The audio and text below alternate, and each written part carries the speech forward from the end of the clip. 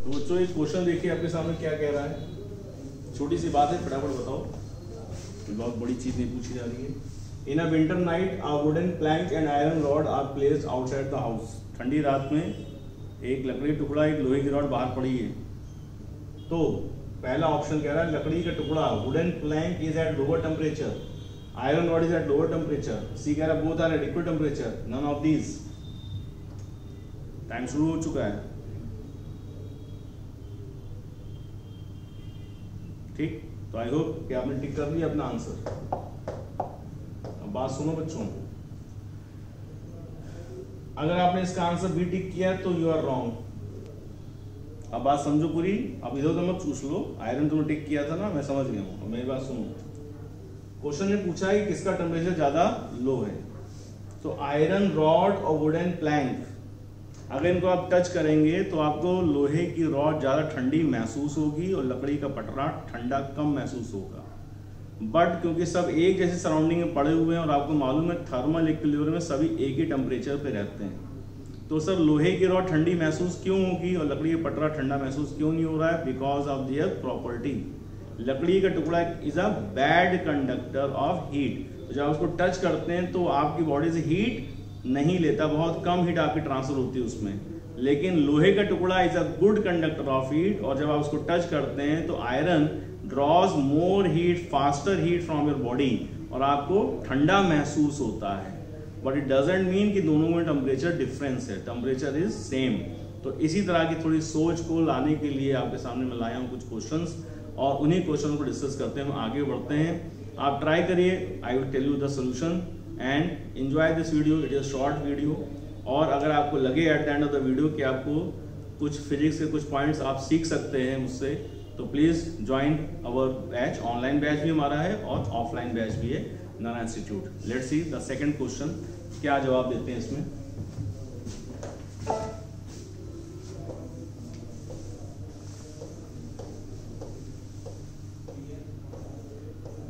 Question number 3, two balls are projected with equal speeds at complementary angles। दो ball को equal speed से complementary angles पे उछाला गया है, ठीक है। कॉम्प्लीमेंट्री मतलब उनके सम 90 डिग्री है। तो पहला ऑप्शन क्या है, their range and maximum heights must be equal. उनकी रेंज और मैक्सिमम हाइट दोनों इक्वल ही होंगी। दूसरा ऑप्शन कह रहा है their maximum heights and time of flights must be equal, वो दोनों इक्वल होंगी। तीसरा कह रहा है their final speeds at a given height must be equal. चौथा कह रहा है नन। तो इसमें आप देख रहे हैं इक्वल स्पीड और कॉम्प्लीमेंट्री एंगल कंडीशन है, तो इसमें कौन सा ऑप्शन टिक करेंगे? कौन सा टिक करेंगे सर? C option. कौन सा ऑप्शन? सवाल देखा ही नहीं। अच्छा, क्वेश्चन देख लीजिए। ठीक, तो देखिए इसमें हम टिक, अगर आपने इसमें टिक करा है, देखिए अगर रेंज और इसकी बात करते हैं कि अगर एंगल का सम 90 डिग्री है, एंगल का सम 90 डिग्री है और स्पीड्स इक्वल है ना, तो हमने पढ़ा हुआ है कि रेंज इक्वल होती है। रेंज का इक्वल होना कंपल्सरी है। डाउट चल रहा है? रिकॉर्ड कर रहा हूं। हाँ, रिकॉर्ड चल रहा है। तो रेंज इक्वल होना कंपल्सरी है, पर मैक्सिमम हाइट इक्वल होना कोई जरूरी नहीं है, और टाइम ऑफ फ्लाइट इक्वल होना भी कोई जरूरी नहीं है। क्या सर ये लाइटिंग कैसे पड़ रही है? अरे वो ठीक है, इतना तो समझ में आया, तो मोटा करते हैं। नहीं वो चीज नहीं, ये देखिए सर, ये जो लाइट रिफ्लेक्ट कर, अरे वो तो कट जाएगा, हो जाएगा, कट जाएगा। हाँ, और सर बोर्ड का कैसे, मतलब कि चल रहा है, वीडियो चल रहा है, ठीक। तो रेंज का इक्वल होना तो कंपल्सरी, लेकिन मैक्सिमम हाइट का इक्वल होना कोई जरूरी नहीं है, टाइम ऑफ फ्लाइट का इक्वल होना कोई जरूरी नहीं है। हाँ, एक कंडीशन में इक्वल हो सकते हैं दोनों, जब आपका एंगल 45 होगा तो रेंज, हाइट, टाइम ऑफ सब इक्वल हो जाएगा, है ना। अब इस क्वेश्चन को ध्यान से पढ़ें, क्या बोला जा रहा है। Two balls produce with same speed, equal speed at complementary angles. तो इसमें कह रहा है रेंज और मैक्सिमम हाइट इक्वल होनी चाहिए, मस्ट बी इक्वल कह रहा है।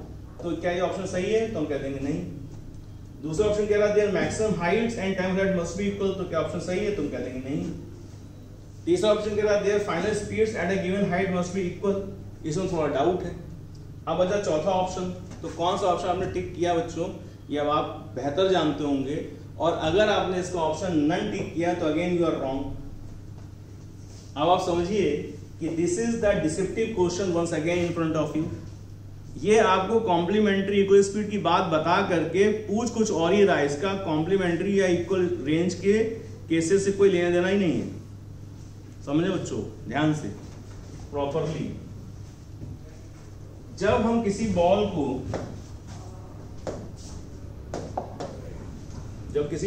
हम दो बॉल को हम ऐसे प्रोजेक्ट करें, देखिए बच्चों, ऐसे प्रोजेक्ट करें कि उनके एंगल्स इक्वल नहीं है, θ1 θ2 है, ठीक है, और स्पीड सेम है, तो याद रखें बच्चों, किसी भी गिवन हाइट h पर उनकी फाइनल स्पीड्स का फॉर्मूला जब डिटेल में डिस्कस करते हैं तो रिजल्ट आता है u² - 2gh। और किसी भी हाइट h पे जाने पे उनके डायरेक्शंस अलग अलग होते हैं। क्यों अलग अलग होते हैं बच्चों? क्योंकि डायरेक्शन का फॉर्मूला था tan α = √u² sin² θ -2gh upon u cos θ। ठीक, तो यानी कि अगर हम प्रोजेक्टाइल मोशन में इसको ठीक से देखें, पढ़ें, समझ में आएगा कि कॉम्प्लीमेंट्री एंगल्स में या रेंज की बात नहीं पूछ रहा है, he is focusing on this option, और आपका दिमाग पहले से माइंडसेट हो जाता है कि मुझे रेंज ढूंढनी है यहाँ पर, और आप रेंज ढूंढते हैं, रेंज आपको इक्वल नहीं मिलती, रेंज के साथ आपको हाइट मिल रही है, टाइम ऑफ फ्लाइट मिल रहा है, तो इट इज ऑब्वियस कि कोई भी नॉर्मल स्टूडेंट इस पे नन ऑफ द पे अबव पे जंप कर जाएगा और हो जाएगा wrong and you will get -1। Correct. So now क्या आंसर लगाएंगे हम? सी ऑप्शन, क्योंकि हमें दिख रहा है कि इस फॉर्मूले से पता चला है कि स्पीड अगर सेम है तो एक गिवन हाइट पे दोनों की फाइनल स्पीड्स क्या होंगी? सेम होंगी। So that is the answer, C is correct. Correct, ठीक है, आगे बढ़ते हैं। तो बच्चों इस पूरे वीडियो का पर्पस इतना सा छोटा सा है कि आपको ये समझना है कि having knowledge and applying knowledge में कितना डिफरेंस होता है। तो मैक्सिमम बच्चों की प्रॉब्लम फिजिक्स में यही है कि सर हमें फॉर्मूले सारे याद हैं, कॉन्सेप्ट भी सारे याद हैं, आप कुछ भी पूछ लीजिए हम जवाब दे देंगे। बिल्कुल सही कह रहे हैं आप लोग, लेकिन जब सर हम क्वेश्चन करते हैं तो हमारे क्वेश्चन नहीं होते हैं, तो ये बड़ी नॉर्मल सी प्रॉब्लम है। ठीक है, तो इससे कैसे बचना है? तो बच्चों आपको क्वेश्चंस के डिस्कशंस में जाना होगा, आपको एक एक क्वेश्चंस को देखना होगा कि आप कैसे इसको अप्लाई करते जाते हो। धीरे धीरे विद द प्रैक्टिस आपको समझ में आ जाता है कि आपकी थिंकिंग किस पैटर्न में चलती है। बिकॉज इन फिजिक्स पहले आती है थिंकिंग, देन आती है कैलकुलेशन। तो आपको पहले ये सोचना है कि कैलकुलेट करना क्या है, उसके बाद कैलकुलेशन शुरू होती है ना। तो बस इतना ही है जो मैंने अभी बोला आपको, having knowledge and applying knowledge, इसके लिए थोड़ी सी आपको हल्की सी मेहनत करनी है, और वो भी क्या है, जो आपको इंस्ट्रक्शन बताते हैं उसको करते हैं, ये आराम से करने लग जाएंगे। ठीक है, जो आज नहीं होते क्वेश्चन वो कल होने लग जाते हैं। चलिए देखते हैं नेक्स्ट क्वेश्चन पे, सेकंड क्वेश्चन देखते हैं क्या कह रहा है।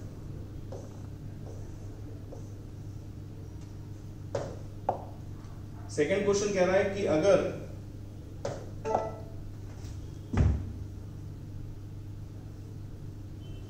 if a ball is projected from the surface of earth, for what velocity of the projection it will attain a height equal to the radius of earth।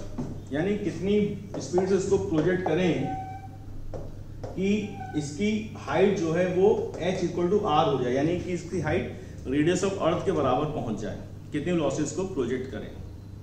ठीक है, तो you can take your time, 10 second 20 second आप इसको ले सकते हैं, solve करें, देखिए क्या जवाब आ रहा है।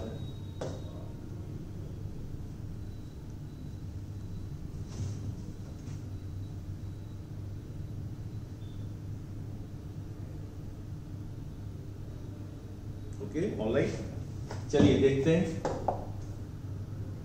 क्या जवाब आया। देखो बच्चों, पहली चीज, अब आपने कोई जो भी जवाब दे वो आपको पता है, उसको होल्ड रखें, सोल्यूशन देखें, समझें।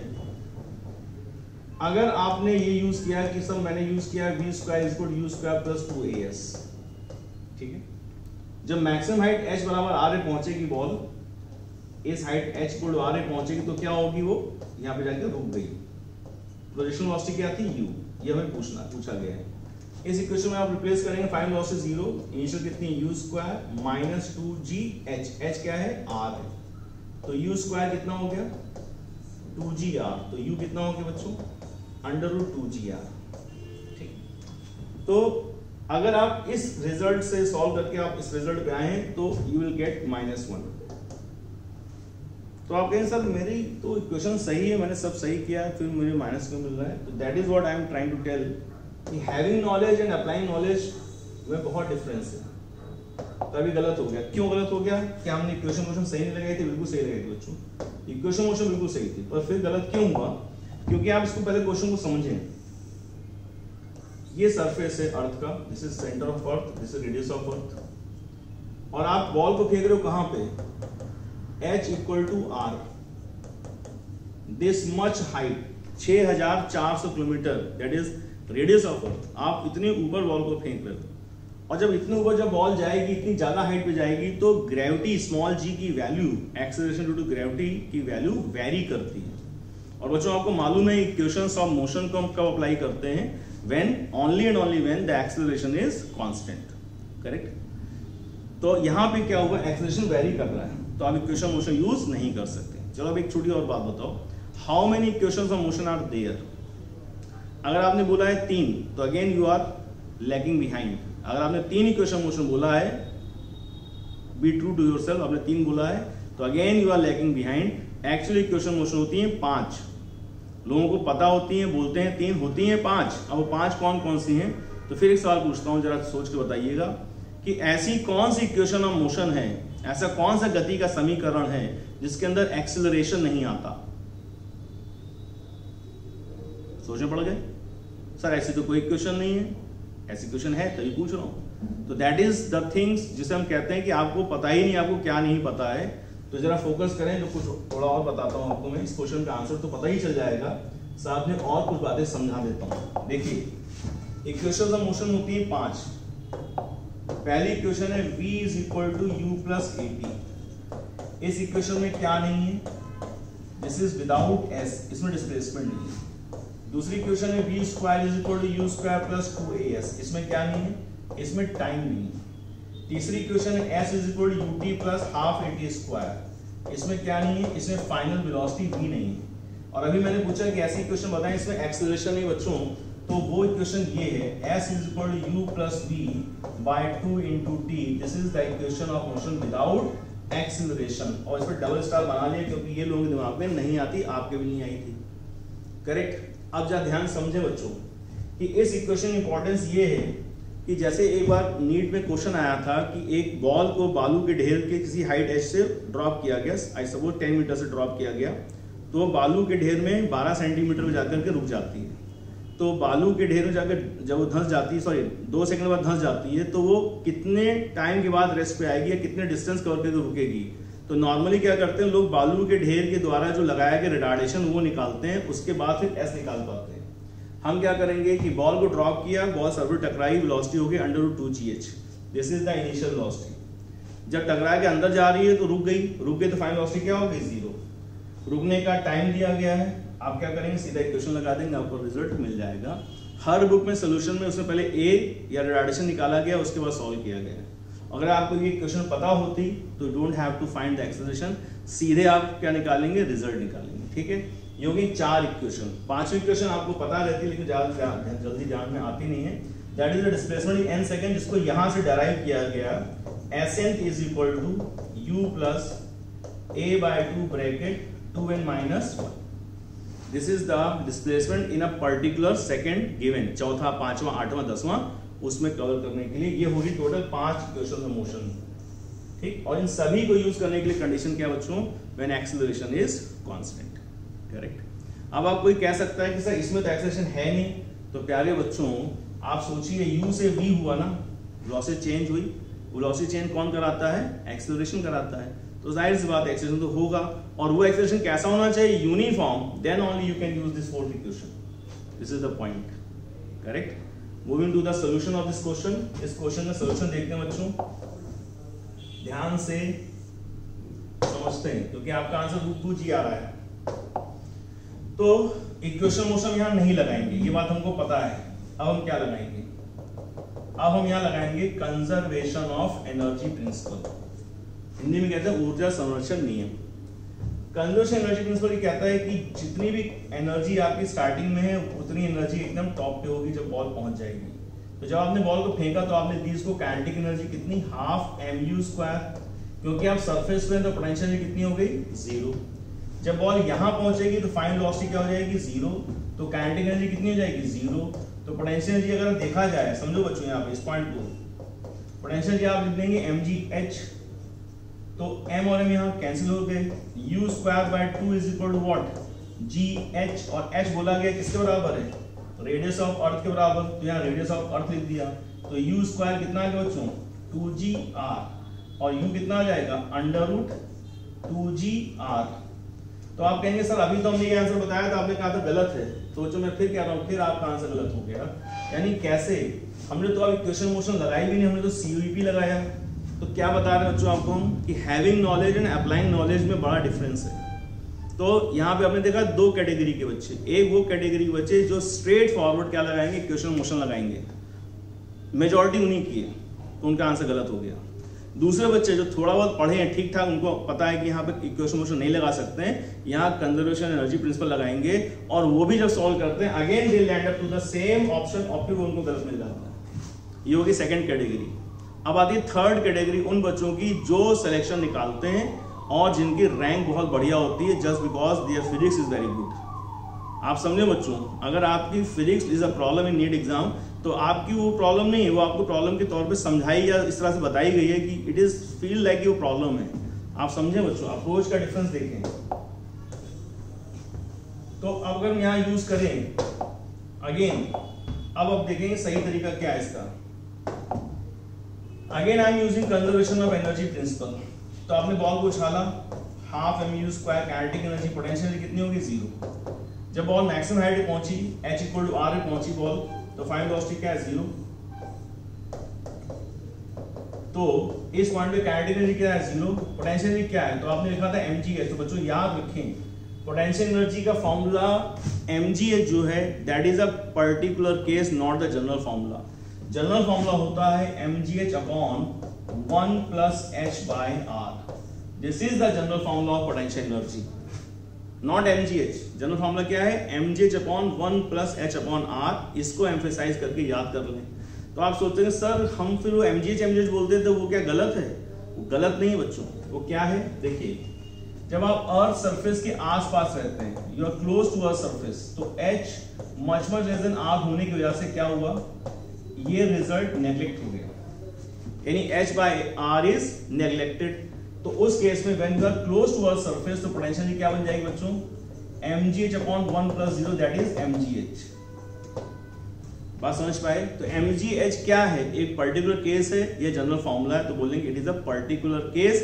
इसको हम तभी और तभी यूज करते हैं व्हेन द बॉडी और the ball is close to earth surface, correct.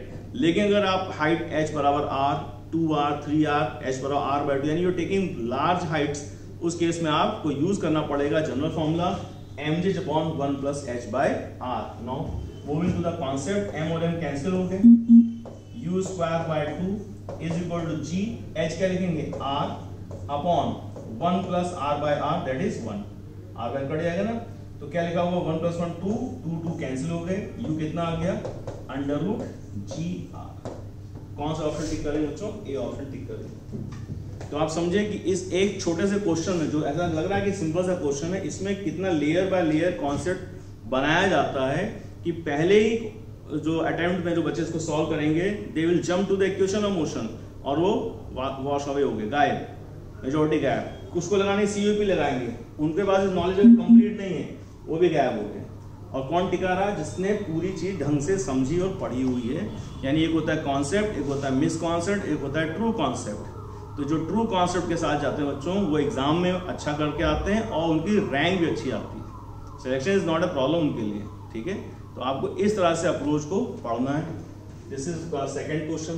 चलिए 2 क्वेश्चन और देखते हैं, लेट्स सी। अगर आपको अच्छा लग रहा है इसको कंटिन्यू रखिए और मेरे इस चैनल को सब्सक्राइब भी करिए। इसमें अब मैं कुछ वीडियोस डालता रहूँगा, प्रमोशनल वीडियोस, थोड़ा सा आपका नॉलेज भी बढ़ेगा, कुछ इंपॉर्टेंट पॉइंट्स आपको पता चलते रहेंगे जो आपको एग्जाम में जरूर हेल्प करेंगे, ठीक है।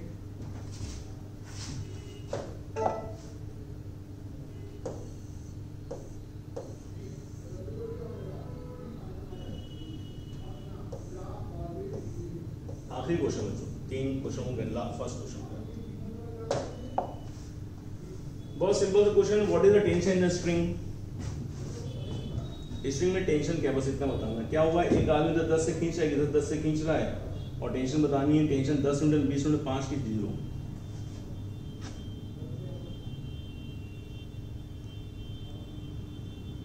टेंशन क्या है 10 20 5 0। आराम से सोच के बताओ टेंशन मतलब, आराम से बताइए। ठीक है, चलिए देखें क्या जवाब आपने ठीक किया। बहुत सिंपल है। आई सपोज कि ज्यादा बच्चों ने सही टिक किया होगा। तो देखो अगर इसका आपने आंसर 0 टिक किया बच्चों तो you are wrong. First instant में क्या होता है, बच्चे इसका आंसर 0 टिक कर देते हैं। उसका रीजन सिंपल सा ये है कि उन्हें लगता है कि हमसे नेट फोर्स पूछा जा रहा है। अगर हम नेट फोर्स पूछें तो 10 और 10 तो सिस्टम पे नेट फोर्स 0 है, but question is asking the tension in the string. तो क्या हुआ देखो इधर 10 न्यूटन लग रहा है एक्शन, तो क्या लग रहा है रिएक्शन। एक्शन क्या लग रहा है रिएक्शन, तो जाहिर सी बात है टेंशन कितनी होगी 10 न्यूटन के बराबर होगी। सिंपल। अगर पूछा जाता है कि सिस्टम का एक्सेलरेशन क्या है, दैट इज 0, नेट फोर्स क्या है 0, पर टेंशन सोचो बच्चों कि अगर धागे को ऐसे खींचा जाएगा, ऐसे खींचोगे तो यहाँ पे क्या है तनाव है, धागा ऐसे ढीला नहीं पड़ा हुआ है, उसकी टेंशन 0 नहीं है। हाउ इट कैन बी 0, खींच रहे ना तो उसमें तनाव है, टेंशन है, तो टेंशन कितनी है 10 न्यूटन। सिंपल। ठीक है, तो ऐसे बहुत सारे क्वेश्चंस और हैं। ये तो अभी छोटा सा मैंने पूछा, बहुत सारे क्वेश्चंस हैं जिसमें आपको पता चलेगा कि हाँ यार पढ़ा तो है हमने, नॉलेज भी है, लेकिन अप्लाइंग नॉलेज में हमें प्रॉब्लम आ रही है। तो इसके लिए बच्चों आप ज्वाइन करें, हमारा ऑनलाइन बैच भी अवेलेबल है, ऑफलाइन बैच भी अवेलेबल है। लखनऊ कानपुर दोनों जगह सेंटर्स पे ऑफलाइन बैच आप ज्वाइन कर सकते हैं, या if you can not come आप ऑनलाइन ज्वाइन करिए। बिल्कुल वैसी फीलिंग आएगी, आपको बहुत अच्छा महसूस होगा। जो अपने रिजल्ट्स हैं फिजिक्स में बच्चों के 45 में 45 क्वेश्चन सही हैं, 45 में 42, 45 में 41 क्वेश्चन, 44 क्वेश्चन, यानी कि लाइन लगी हुई है। जहां बच्चों का लगता है कि हम लोग 20 से 25 क्वेश्चन के ऊपर नहीं पढ़ पा रहे हैं 2-3 सालों से, उन्हीं बच्चों ने जब 1 साल पढ़ा तो they are scoring so high results. तो मैं आपको इसके लिए इनवाइट करता हूं कि आपको अगर ये लगता है कि आपकी फिजिक्स एक प्रॉब्लम है तो ये सिर्फ आपकी गलतफहमी है। आपको राइट अप्रोच, राइट डायरेक्शन अगर गाइडेंस मिलेगा बच्चों, you are going to do miracles. Believe me, एक एक वर्ड जो मैं बोल रहा हूँ एकदम दिल से बोल रहा हूँ। और मैंने बहुत सारे बच्चों को जिनका बहुत प्रॉब्लम, उनको लगता था कि मेरा प्रॉब्लम है, वो सॉल्व हुआ है। ठीक है, आप मुझे इस नंबर पे कांटेक्ट कर सकते हैं and I can give you some important tips for your exam free of cost। ठीक, अगर आपको कोई प्रॉब्लम आ रही है, कुछ पूछना है, you can ask me on my WhatsApp number, no charges apply there, but if you want to join our batches then there are some charges online और offline, then you can pay and you can join. ठीक है, and other queries के लिए you can contact me on this number, myself KD Singh. मैंने NCERT volume 1 volume 2 पूरा solve करके उसकी book निकाली, फिजिक्स मैग्नम के नाम से किताब आती है मेरी, और मुझे 25 ईयर्स हो चुका पढ़ाते हुए इसी फील्ड में। और इसमें पैटर्न चेंज हुए हैं, नीट से CPMT CBSE कई सारी चीज़ें जो बदली है, वो सारा एक्सपीरियंस मेरे पास है। और मुझे ये भी बहुत अच्छी तरह पता बच्चों कि आपकी साइकोलॉजिकल प्रॉब्लम कहाँ पर है, कहाँ आपको फिजिक्स टफ लगने लगती है। तो इन सारे समाधानों के साथ मैं आपसे मिलूंगा। If you want to join, contact me on this number। ठीक है, see you in the next video।